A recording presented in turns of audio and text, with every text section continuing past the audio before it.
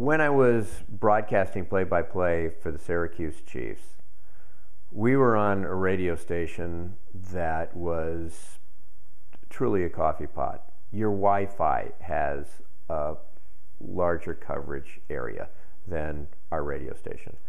We were like 250 watts at 1490, and at night it literally was so bad that when it cut power, the fans in the left side of the ballpark and the grandstands couldn't hear the station anymore. Okay, it cut out. If you were on the third base line, you know, we would say goodnight to the people on the left side of the field when we would have to cut power.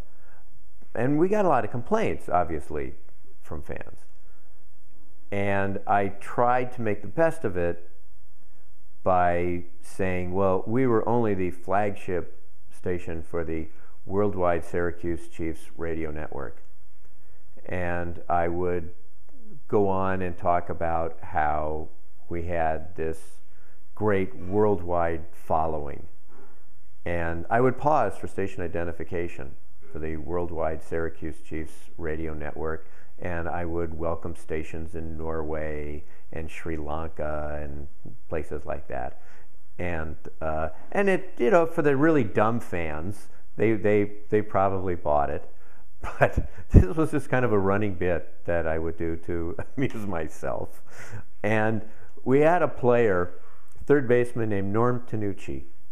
And Norm, a really sweet kid out of Connecticut, and he just wasn't a very good hitter.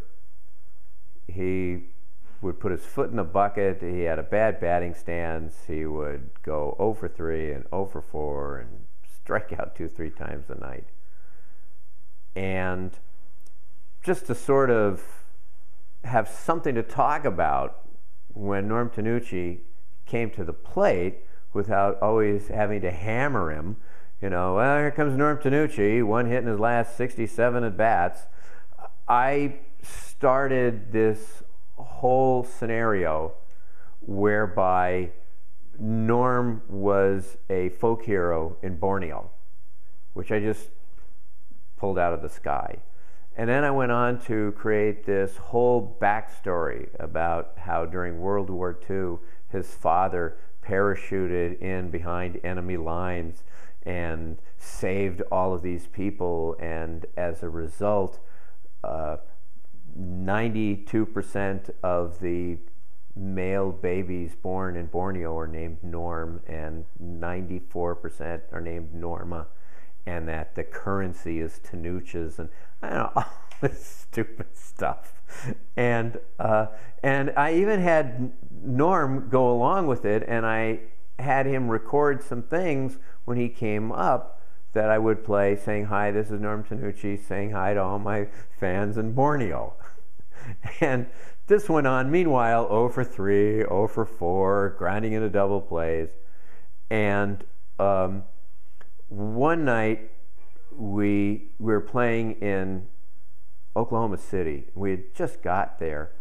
We had played like a 14-inning game the night before in Syracuse, and then flew all day and just got into Oklahoma City like an hour before we had to go to the park, and everybody was like completely exhausted. And we're playing this game, and Norm gets up and triples. And when he comes up the next time, I talk about it, and I said how, you know, the fans in Borneo were just going crazy because he had such a big hit. And the next pitch, he just unloads and just hits a bomb to deep left field. And I remember my call, which was, "There's a long drive to deep left field. Steve Kemp back to the track, to the wall. No school tomorrow in Borneo." And that was my home run call.